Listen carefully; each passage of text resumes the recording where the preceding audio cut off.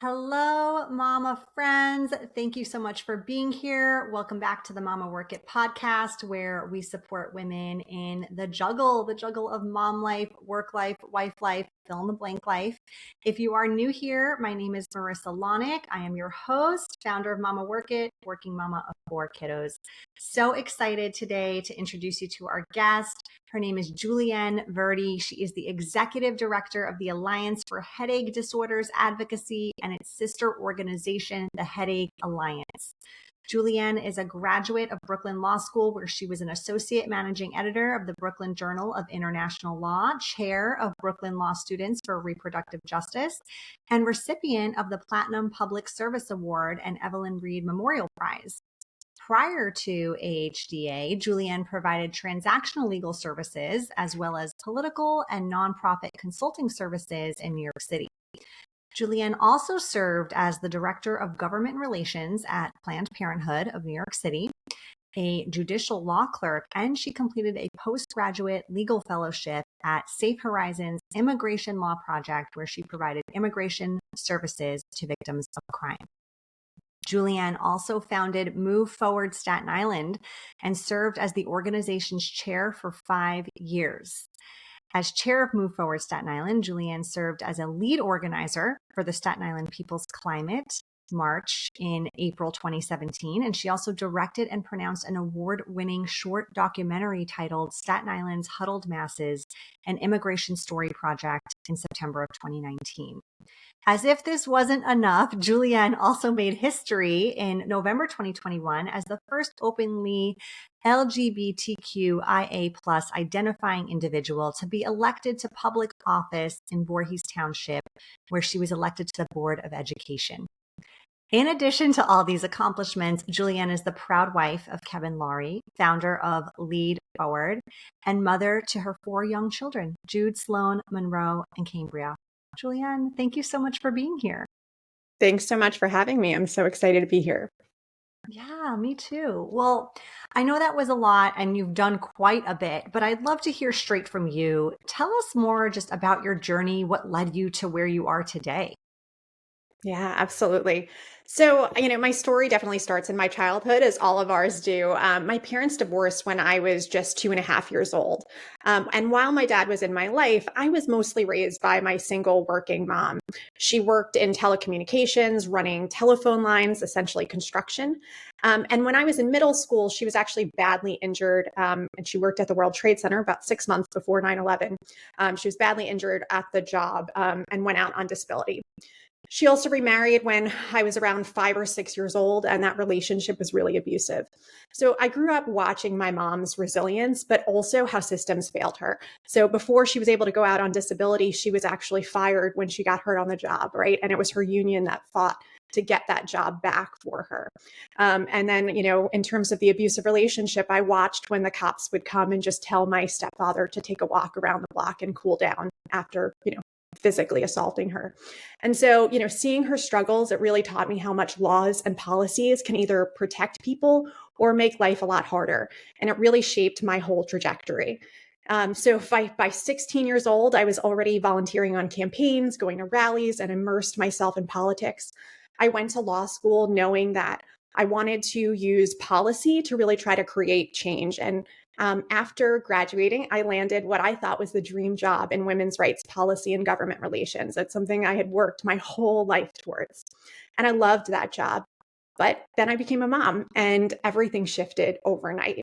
I was commuting 2 hours each way every day, traveling constantly for work and missing my baby. I'd go to, I'd leave in the morning, he'd be still sleeping, and I'd come home and he'd be going to bed, and I would never see my kid.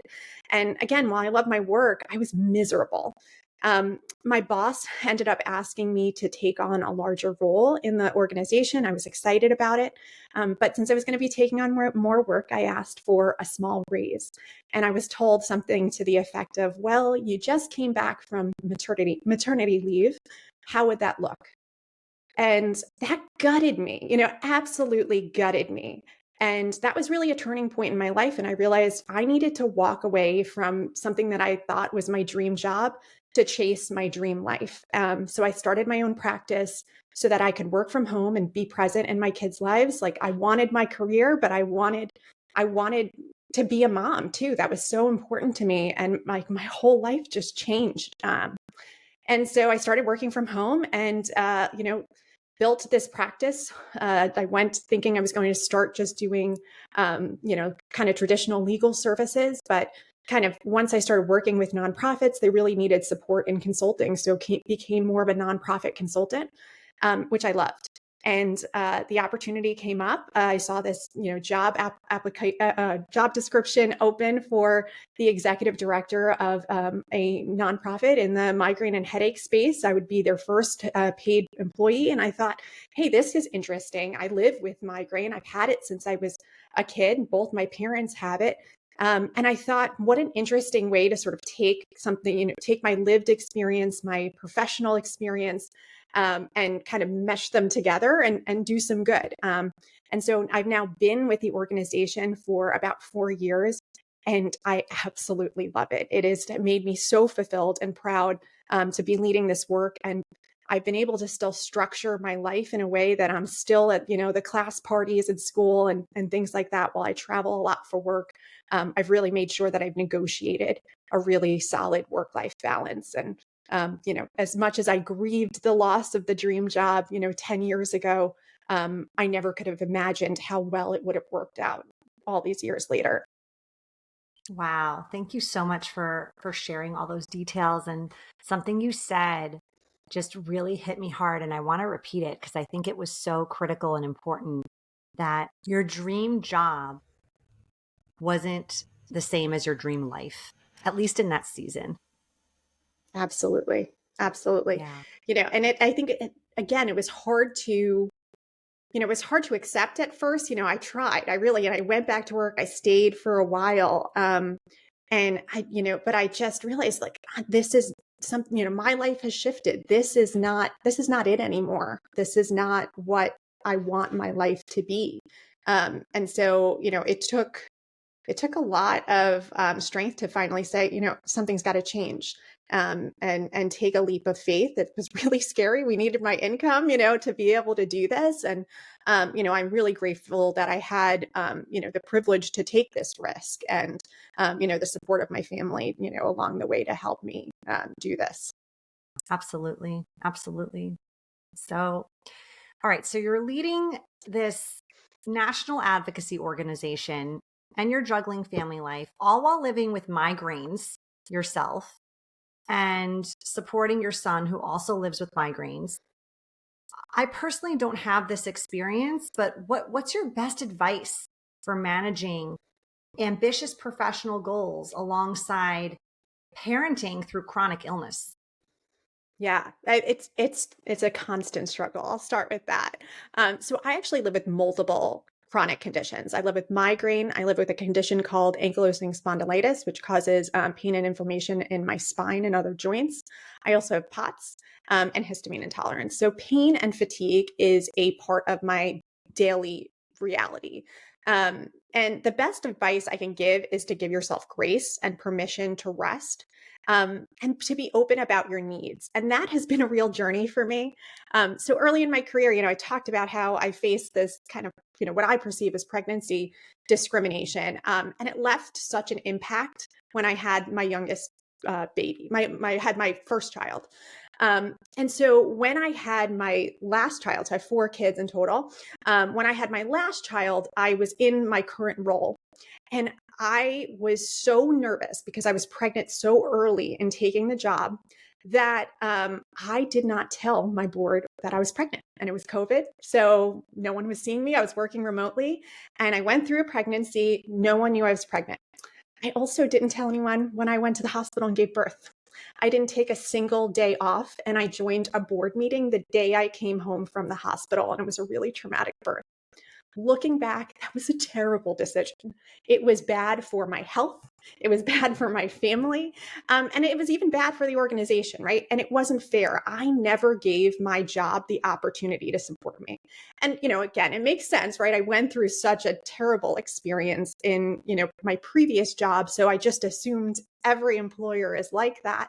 And that's not the reality, right? You can have really supportive people in different organizations, and every job is different. So now I have a board that literally tells me to rest, right? They encourage me to take care of myself because they know that when I'm healthy, I'm a better leader. And so, I'm still working on this balance, but I think the lesson is clear that you have to put on your own mask before you can help others.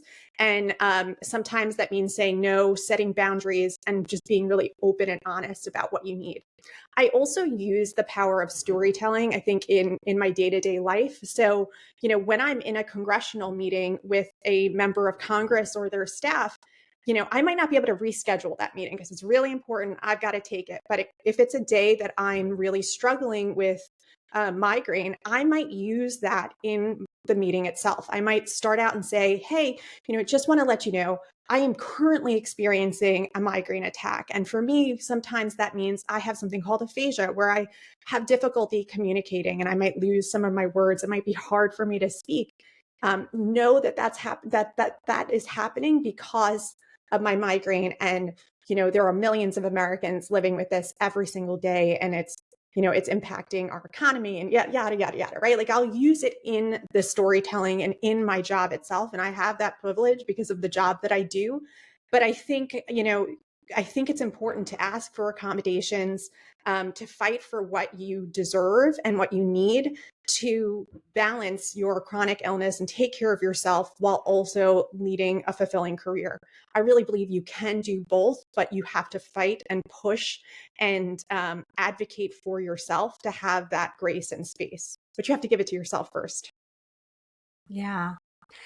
Yeah. And I know that vulnerability is so hard for people, but I feel like every time I've ever allowed myself to open up and be vulnerable in a space like that level of transparency has always rewarded me. Because it kind of, like you said, it gives the other party the opportunity to display empathy. I mean, we're like so afraid of what the outcome of that will be. But I would venture to guess, and you probably would know this more than me, but like more often than not, people are going to give you some grace in a situation like that rather than write you off.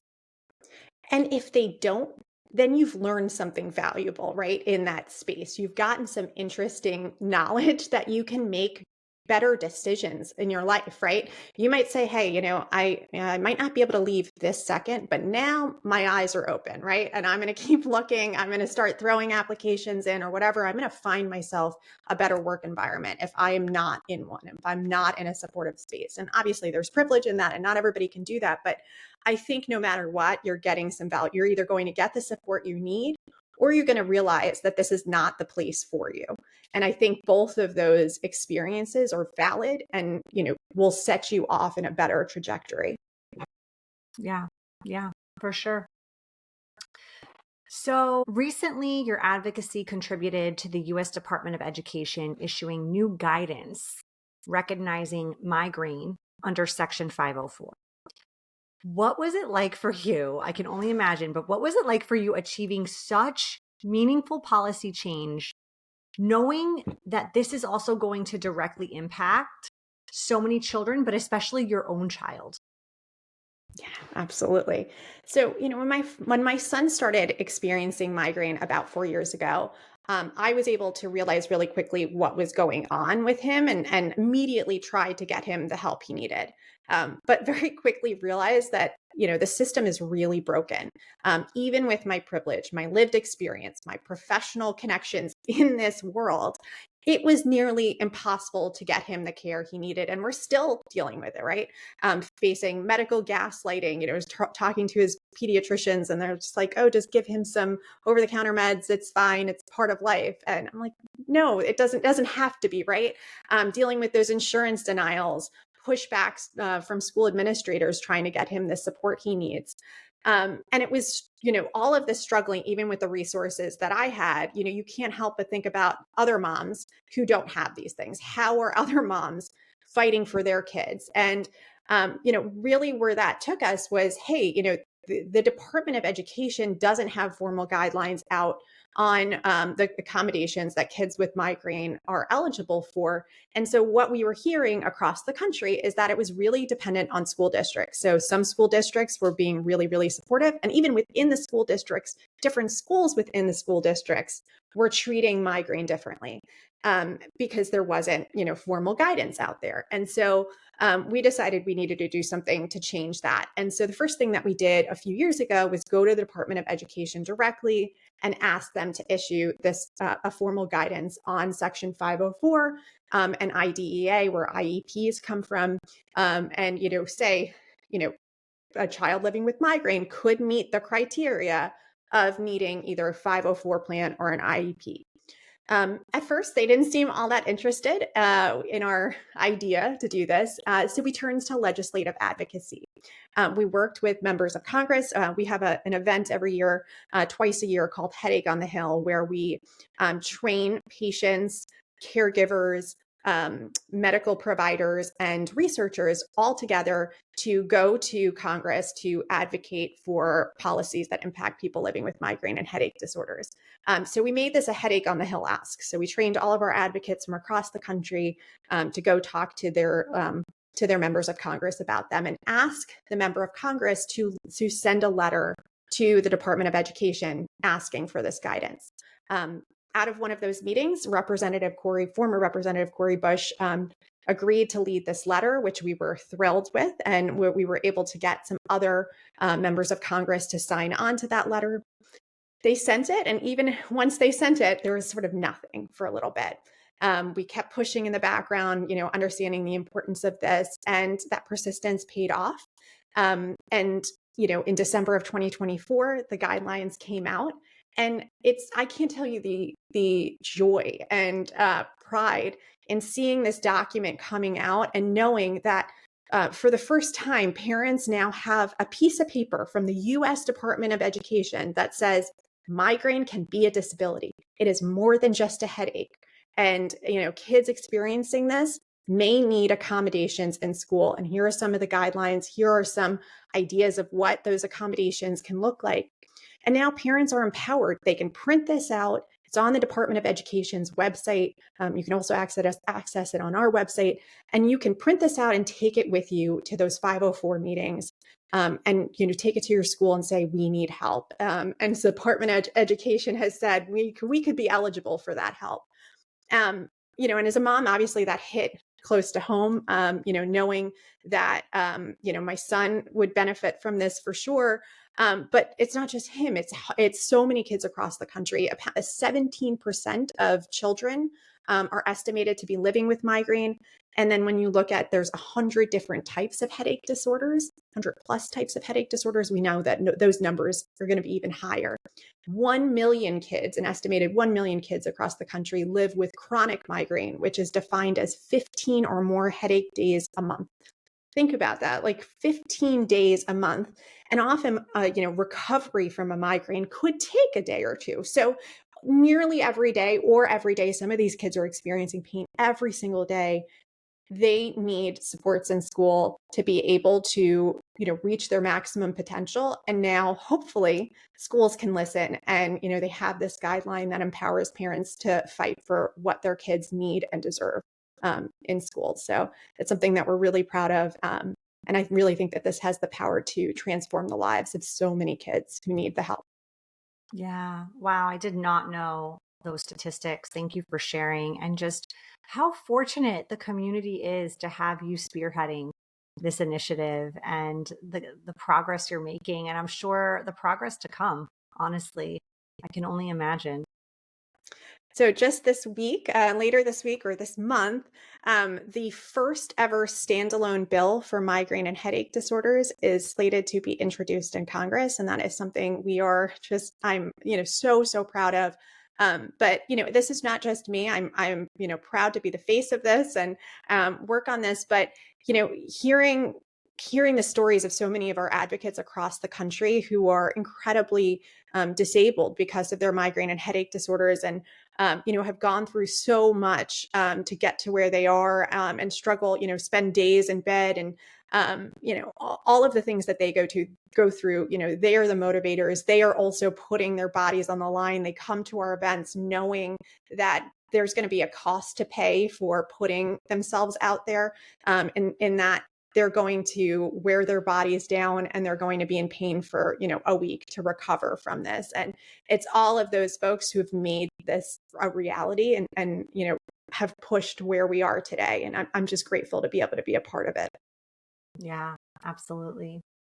All right. Final question here on our topic. What advice would you give to a listener who struggles with migraine disorder and feels like it's really just a block? It's prohibiting them from achieving what they want to do, because clearly you have done so much and you continue to do so much while battling this. So what advice would you give to someone else? I think the first advice is to acknowledge the grief, right? It's okay to say, to feel bad for yourself, to take a moment and give yourself the empathy that you deserve, and grieve the life that you envision for yourself. It is migraine and other chronic headache disorders absolutely take away opportunities, and it's okay to mourn that. But it doesn't mean that your goals are completely out of reach. It just mean that the path may look a little different for you. And so, I really believe that advocacy can play a really important role in a patient's treatment plan. When you tell your story, when you take action, it gives you a sense of ownership and hope. And it feels like your pain isn't in vain, that you're using it to drive change for yourself and others. And that empowering moment, that feeling, I think can really, help you in your journey. I also think that finding community is really critical. Hiding your illness often leads to self-stigma, and that's harmful both for your physical health as well as your mental health. So connecting with others who understand what you're going through can help give you the strength to push through, and figure out a path to getting healthy, right? Learning from others. You can, unfortunately, not all docs are really educated on the cutting edge of headache medicine. And so you can learn a lot from other people who are going through this and be an empowered patient when you're going into your doctor's office, right? Advocacy doesn't just have to be going to Congress. That's my type of advocacy, and I would love more people to join us. But advocacy is also just, in your hometown. It's in your doctor's office. It's in the school. It's in just, raising awareness and telling your story and saying, yeah, I live with migraine and it's not just a headache. These are the things that I experience.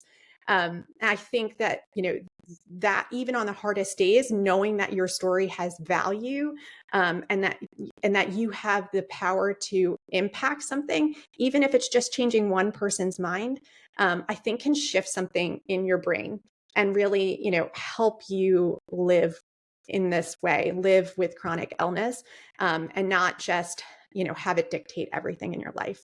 Having, saying it's not going to go away. This is a forever thing, but it's not going to control every aspect of my life. I'm going to figure out a way through it and figure out a way how to achieve the goals that I want, while, giving myself grace along the way.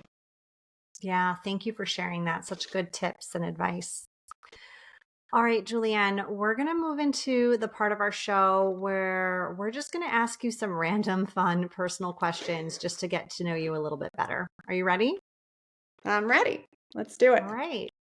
If you could go on vacation tomorrow anywhere in the world, where would it be and why? Definitely Sicily. I am actually a dual citizen of the United States and Italy, and I have more family in Italy than I do here. It is my favorite place on the planet. And I would love, I could go back every day if I could. I absolutely love it. And unfortunately, I haven't been back since my son was 1. So without a doubt, Sicily.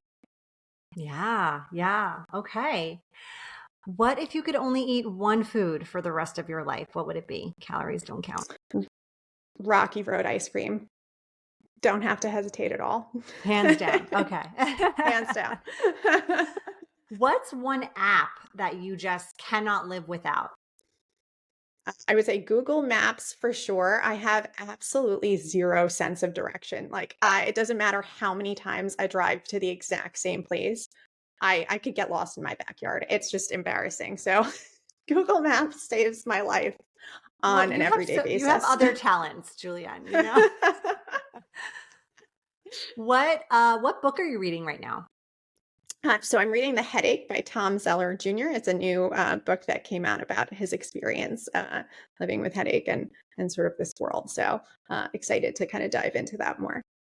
Yeah, yeah. All right, last question. What's your go-to just like motivating, get it done song? Rebel Girl by Bikini Kill. And I have used this before every single birth. Like I went, late with a bunch of my kids and, bouncing on the ball to Rebel Girl by Bikini Kill. I would listen to it on the way to protests. I'll listen to it on the way to a school board meeting. There is nothing that like pumps me up. There's a line in it called that says, when she walks, the revolution's coming. And I like feel like that's my personal motto and everything I do in my life. So without a Yeah. doubt, Bikini Kill. It's an old song. I love it. Okay, I haven't heard this. I need to You listen now have to listen to because it. It's good. the fact that you're using this in so many life moments and it's working for all of them, it's clearly a very powerful song. It's really good. It's really good. Amazing. All right, Julienne, well, tell our listeners where they can find you, learn more about all the amazing efforts and work that you are up to, and help support the cause if they're interested in that. Absolutely. So our website is headachealliance.org. You can find us on social media. We have accounts on Instagram, Facebook, LinkedIn, TikTok. I'm also personally on LinkedIn. Would love to connect with viewers there. And so, we are always looking for more advocates to tell their story and be part of this work. And even if you're not ready to do that and you just want to help, reach a support group or something like that, we can connect you to some other orgs doing really great work in this space. Great, great. Well, thank you for being here. Thank you for all the empowering and amazing work that you are doing to support those suffering from migraine disorder. Appreciate you so much. Thanks so much for having me.